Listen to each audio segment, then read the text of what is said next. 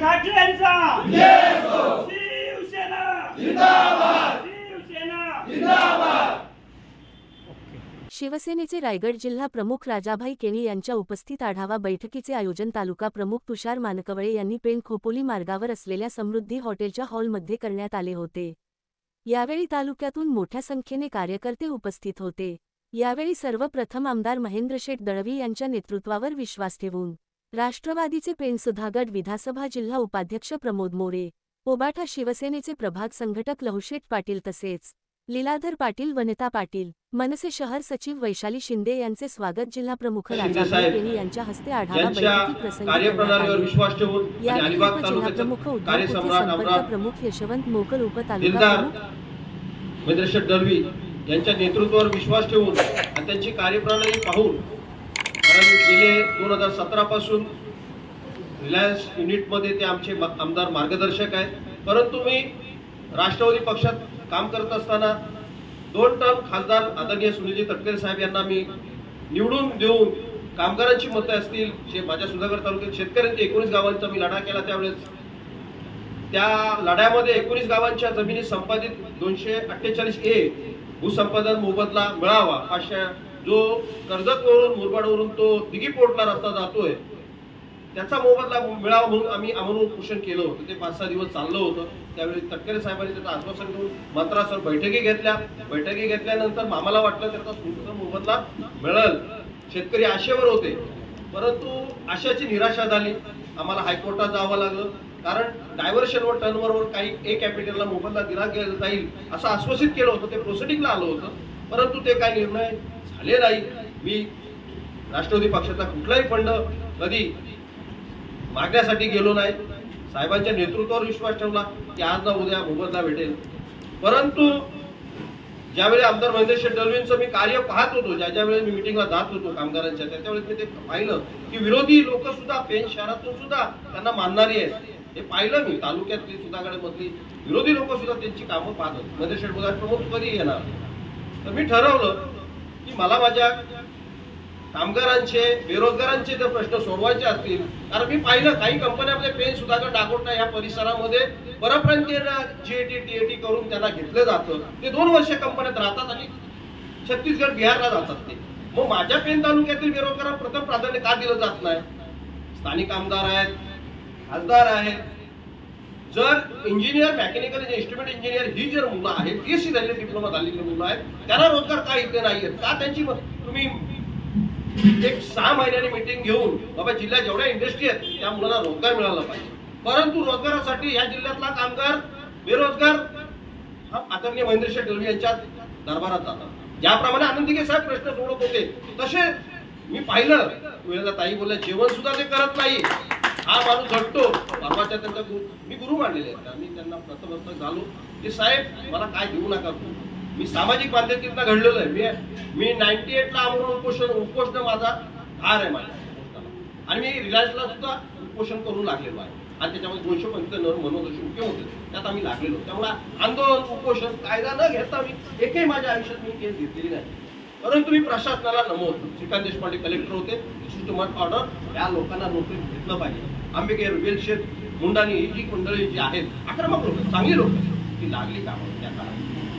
Industry आली तर आपल्याला रोजगार मिळत, आज जे सगळी कंपनी येते पण समन्वयाची भूमिका घेऊन आमदार काही ठिकाणी काम करतात, पण मी जनता पाहत होती ज्यावेळेस 40 आमदार बाहेर पडले, नंतर निवडणुका लागल्या, त्यावेळेस जसा अर्जुनाबरोबर संजय होता तसा या आपल्या मुतालावली आदरणीय राजाभाई केणी संजयची भूमिका आमदार साहेबांसोबत राहून केली आणि त्यांना आमदार म्हणून निवडून आणले।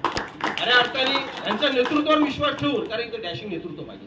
आज पेण शहरामध्ये आम्ही प्रवेश केल्यानंतर आम्हाला बरेचसे फोन आले, अरे म्हणजे काय गेला तुम्ही, काय असं झालं ते झालं, म्हटलं मला कुणावर टीका नाही करायची, मला कामं पाहिजे। आम्ही कधी व्यासपीठावर आलोच नाही, आम्ही व्यासपीठावर आलेच नाही। मला एकच आहे की आज पेण शहरामध्ये जे काय वातावरण निर्मिती झाली, जी माझ्याबरोबर काही मंडळी आले ते दिग्गज आहे, त्यांच्याबरोबर अनेक लोक अजून पेण शहरात येते। आपण एकले चालण्याची भूमिका घ्यावी लागेल, आपलं अस्तित्व पेण शहरात, पेण तालुक्यात आणि या जिल्ह्यात दाखवावं लागेल, तर खऱ्या अर्थाने आपण एकनाथ शिंदे साहेबांचं स्वप्न साकार करू। त्यासाठी मला असं वाटतं की या पेण शहरामध्ये जे कार्यरत आहे ते दर 15 तारखेला मीटिंग घ्यावी. महिलांचे प्रश्न असू द्या, आपल्या व्यापाऱ्यांचे काही प्रश्न आहेत पेन शहरामध्ये, पुढच्या निवडणुकीच्या अनुषंगाने आता त्यांचं वज्रमुठ एक प्रकारे तयार करण्याचा प्रयत्न चाललेला आहे. कारण त्यांना समजलं की राजाभाई केनींनी जर आता सुरुवात केली तर पेन तालुक्यातील बरीचशी लोक आज आमदारांकडे जात आहेत. परंतु ती कामं करत असताना पेन शहरामध्ये साहेब तुम्ही जातीने लक्ष घालून या येत्या निवडणुकीमध्ये आम्ही महेंद्र शेठ दलवींचं स्वप्न साकार करू आणि शिवसेनेचा नगरसेवक म्हणून भगवा झेंडा फडकू आणि तुम्हाला स्वप्न आम्ही साकार करू. जय हिंद, जय महाराष्ट्र. पेन तालुक्याची आढावा बैठक पक्षवाढीसाठी पदाधिकारी आणि कार्यकर्त्यांना मार्गदर्शन करण्यासाठी पक्षाच्या आदेशाप्रमाणे महेंद्र शेठ दलवी यांच्या आदेशाप्रमाणे आदरणीय महाराष्ट्राचे उपमुख्यमंत्री एकनाथजी शिंदे साहेबांच्या आदेशाप्रमाणे या पेन तालुक्यामध्ये नवीन घडामोडी होत आहेत. आता परवाच लहूशेठ पाटील आणि प्रमोदजी मोरे साहेब यांचा जो शिवसेनेमध्ये प्रवेश झाला, तालुका प्रमुख तुषार मानकवले यांच्या नेतृत्वाखाली या तालुक्यामध्ये शिवसेनेची घोडदौड चालू आहे.